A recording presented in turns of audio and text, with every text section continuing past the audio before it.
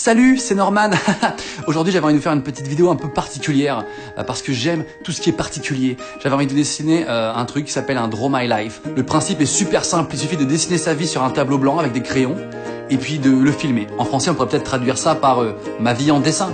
En plus, ça tombe bien parce que moi, je sais vraiment bien dessiner. Fort! Alors voilà, moi j'ai grandi ici dans les favelas.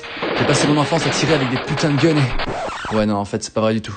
Moi, ma vie est beaucoup plus banale, mais je vais vous la raconter quand même. Alors voilà, je m'appelle Norman, j'ai grandi en France, je suis né à Arras, j'ai grandi à Lens, enfin, plus précisément à Liévin. Bref, j'ai grandi dans le Nord. Mes grands-pères étaient mineurs dans les mines de charbon, un métier typique du nord de la France, enfin à l'époque, on les appelait les gueules noires. Ouais, même s'ils sont pas vraiment noirs, c'est juste le charbon. Mes grands-parents et mes parents ont vécu dans des maisons pour mineurs, on appelle ça des corons. Je suis donc issu d'une famille typiquement ch'ti. Mais j'en suis fier, putain, ok? Ma mère était prof d'histoire géo et directrice d'un collège, et mon père était directeur d'un centre culturel et réalisateur de vidéos institutionnelles. Bon, là je les ai fait roux, mais c'est parce que j'ai pas d'autres stylos. Quand j'étais petit, j'avais la particularité d'avoir une énorme touffe de boucles blondes sur la tête. La coupe de grand-mère 7 jours sur 7, un vrai plaisir. Les adultes aimaient bien me dire « Oh ben dis donc, on dirait boucle d'or !» Alors que les filles de mon âge disaient « Eh regardez, on dirait un mouton !» Parfait. Du coup, pour pallier à ça, j'allais super souvent chez le coiffeur, et quand j'en sortais, les filles de mon âge, dont j'étais amoureux, me disaient « Eh regardez, on dirait un mouton rasé !»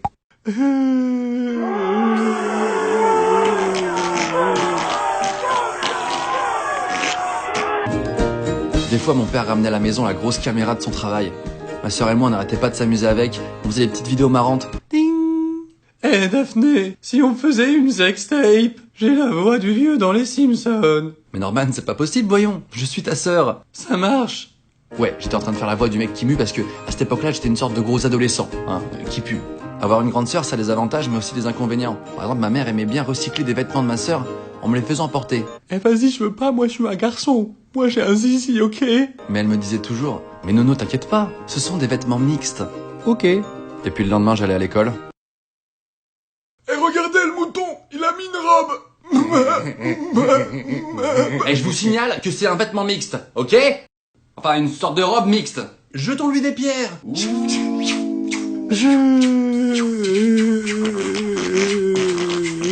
Après, vers l'âge de 12 ans, j'ai fait de la musique. J'ai fait du saxophone.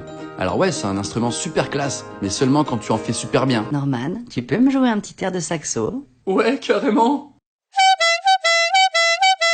Tu fais trop pitié. Je te supprime direct de mes amis MSN. Et j'ai même été scout. Scout catholique de France. On dirait pas trop un foulard de scout, là on dirait plus un stéthoscope. Bonjour, je suis médecin. Sauf que quand j'allais chez les scouts, bah je me faisais taper par les grands. Eh vas-y, passe-moi ton foulard, ou ton béret, ou ton iPhone, mais ça existe pas encore, bonsoir. Jusqu'au jour où ma mère est intervenue. Eh vous deux, vous lâchez mon fils direct, sinon je vous démonte. Aisé. Et puis un jour, ma mère s'est fait attraper par un méchant tueur en série qui s'appelle le cancer. Elle est partie rejoindre les étoiles. Je suis sûr qu'elle me regarde de là où elle est. Ma sœur, mon père et moi, on est venus s'installer à Paris. Et ma France est de plus en plus dégueulasse. J'ai passé mon bac, avec mention, pas de mention. Et là, je me suis mis à jouer à un jeu vidéo en ligne, un MMORPG, pendant 2 ans non-stop. Et puis j'ai redoublé, et puis j'ai retriplé. Pendant ces 2 années, j'ai quand même fait un truc pas mal.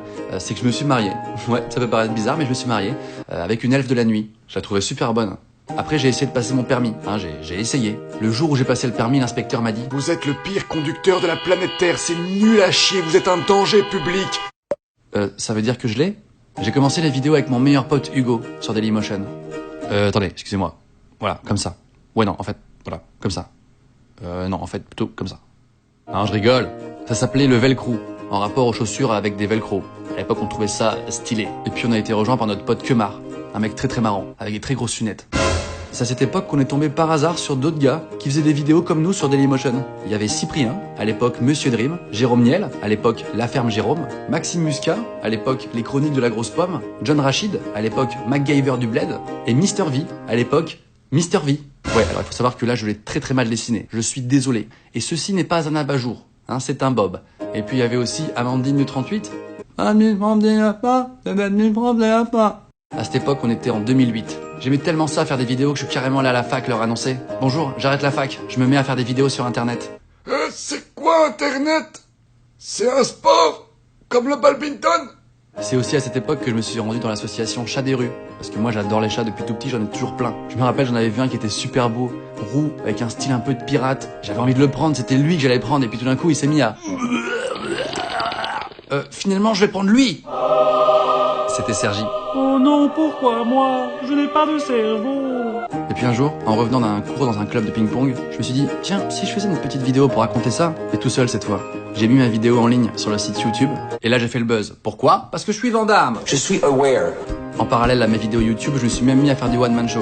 Exactement la même vibe que dans mes vidéos, mais sur scène. Certaines personnes me reprochent de trop souvent remercier mes abonnés, de trop souvent dire merci à ceux qui me regardent. Mais ces gens-là ne savent pas, et n'imaginent pas à quel point les internautes ont changé ma vie.